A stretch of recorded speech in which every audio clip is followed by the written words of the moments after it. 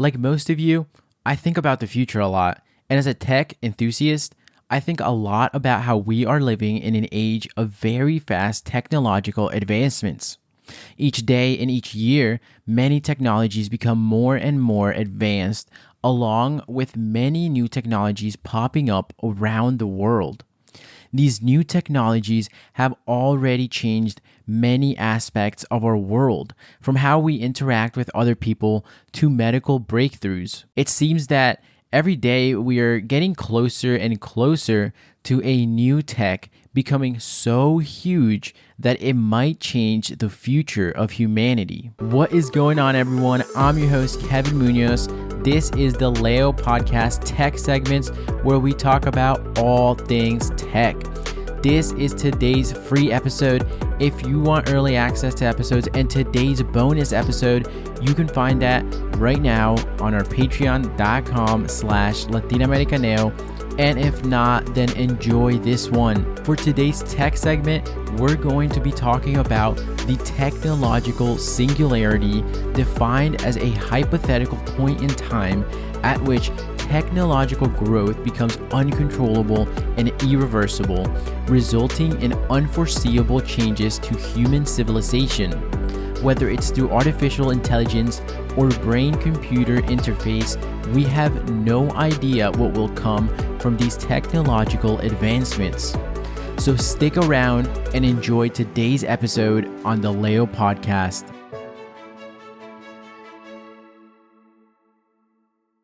In 1993, the magazine Whole Earth Review published an article titled Technological Singularity by Vernor Vinge, a computer scientist and science fiction author.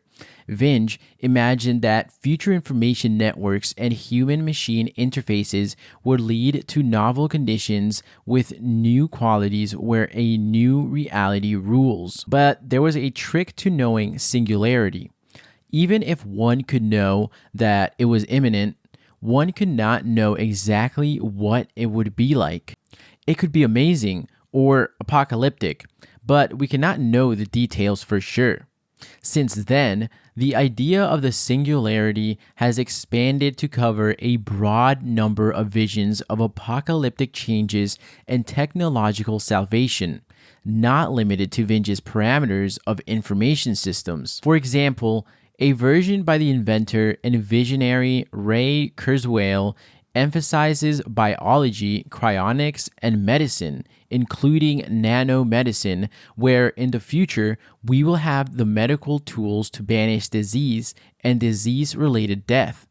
Another appears in the writing of sociologist William Sims Bainbridge, who describes a promise of cyber immortality when we will be able to experience a spiritual eternity that persists long after our bodies have decayed by uploading digital records of our thoughts and feelings into perpetual storage systems. In theory, cyber immortality would work perfectly if servers never crash, power systems never fail, and some people in later generations have plenty of time to examine the digital records of our own thoughts and feelings. You can also find less radical expressions of the singularity in a 2003 collection titled Convergent Technologies for Improving Human Performance. This collection talks about something called NBIC convergence, that is the near future synthesis of nanotech, biotech, infotech, and cognitive science. However, because this volume was sponsored by the U.S. National Science Foundation and edited by two of its officers, Rocco and Bainbridge, some saw it as a semi-official government endorsement of expectations of the singularity. We know that technology has been accelerating at a rapid pace over the years, but even with how much and how fast technology has improved, it still has been limited by the basic intelligence of the human brain. However, with the increasing power of computers and other technologies, it might be eventually possible to build a machine that is significantly more intelligent than humans, as talked about in numerous articles. While I definitely don't doubt that, it is pretty scary to think about. If superhuman intelligence were to be invented either through amplifying human intelligence or through artificial intelligence, then that would mean it would bring even more problem-solving skills than we'd be capable of.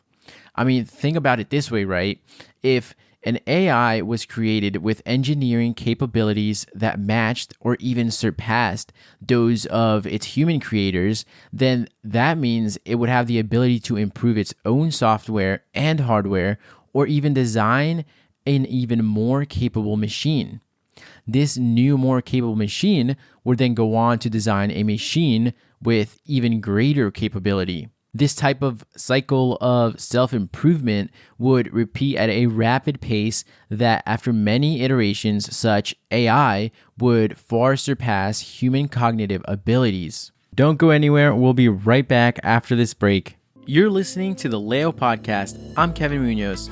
Support for today's episode comes from my Patreons. If you enjoy the show and are looking for bonus content and to further support the show, then head on over to patreon.com/latinamericaneo or visit my website latinamericaneo.org to join the growing Leo Podcast community. Because the learning doesn't stop with this episode. There's also some sick merch on my website, everything from shirts, coffee mugs, and tote bags. All info will be at the bottom in the show notes. Now let's get back to today's episode. Big figures in today's society believe that when technological singularity occurs, humanity will be replaced by AI. Public figures such as Stephen Hawking and Elon Musk have expressed concern that full artificial intelligence could result in human extinction. For this reason, Elon Musk has suggested a solution to avoid that situation through AI and human symbiosis.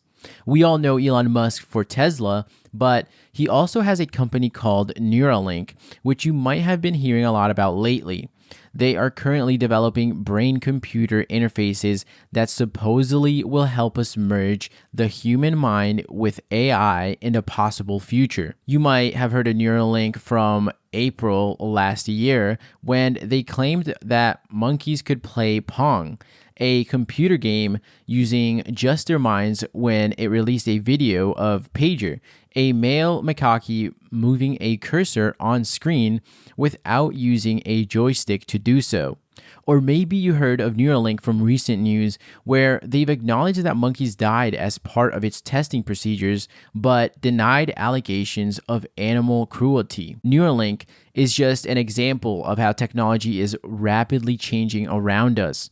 It gets me thinking how the technological singularity might impact an entire human species by changing things like political systems, increasing the ability to protect citizens, and even the economic systems. I mean, think about it. Humans wouldn't be required to work anymore because robots can take over almost all the tasks, and human roles in society would therefore change. It would impact a source of wealth where money may be less important because something else would replace that money. There's also the fact that there's no motivation for an AI to be friendly to humans. Would this artificial intelligence under evolutionary pressure promote its own survival over ours? Because the reality is that artificial intelligence evolution will have no reason to produce or create outcomes valued by humans, and there's even little reason to expect an outcome desired by mankind from any super intelligent machine. So at this point, you might be asking yourself, when do people think we'll reach singularity? Well, some singularity theorists predict that if the field of artificial intelligence continues to develop at its current dizzying rate, this singularity could come about in the middle of the present century. There were polls of AI researchers conducted in 2012 and 2013 by Nick Bostrom and Vincent C. Mueller that suggested a medium probability estimate of 50% that artificial general intelligence, or AGI, would be developed by 2040 to 2050. Of course, there's also a lot of criticism behind the idea of singularity. Philosopher Hubert Dreyfus asserts that computers or machines cannot achieve human intelligence, while others, like physicist Stephen Hawking, hold that the definition of intelligence is irrelevant if the net result is the same. Psychologist Steven Pinker stated in 2008 that, quote, there is not the slightest reason to believe in a coming singularity. The fact that you can visualize a future in your imagination is not evidence that it is likely or even possible.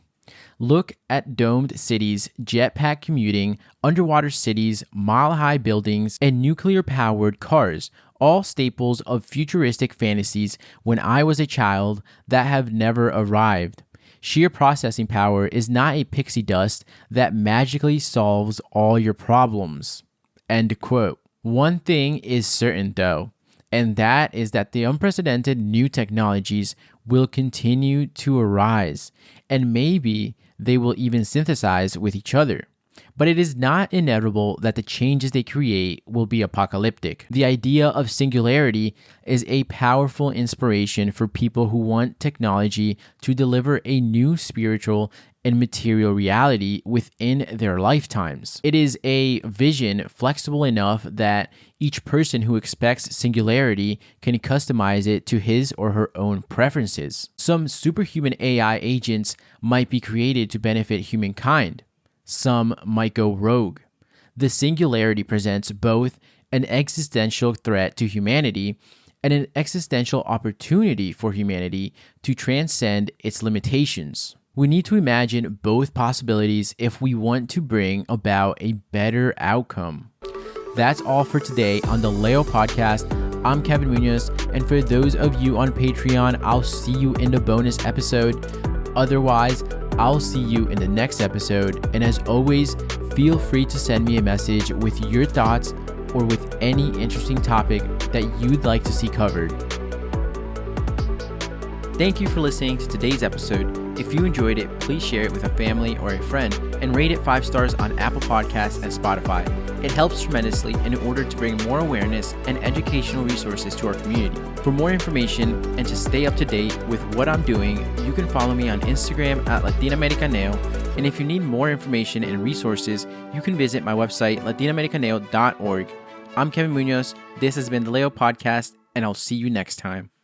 This podcast is not investment advice. I am not a qualified licensed investment advisor. All information on here, including any ideas, opinions, views, predictions, forecasts, commentaries, suggestions, or stock picks expressed or implied are for informational, entertainment, or educational purposes only and should not be construed as personal investment advice. Conduct your own due diligence or consult a licensed financial advisor or broker before making any and all investment decisions. Any investments, trades, speculations, or decisions made on the basis of any information found on this podcast, expressed or implied, are committed at your own risk, financial or otherwise.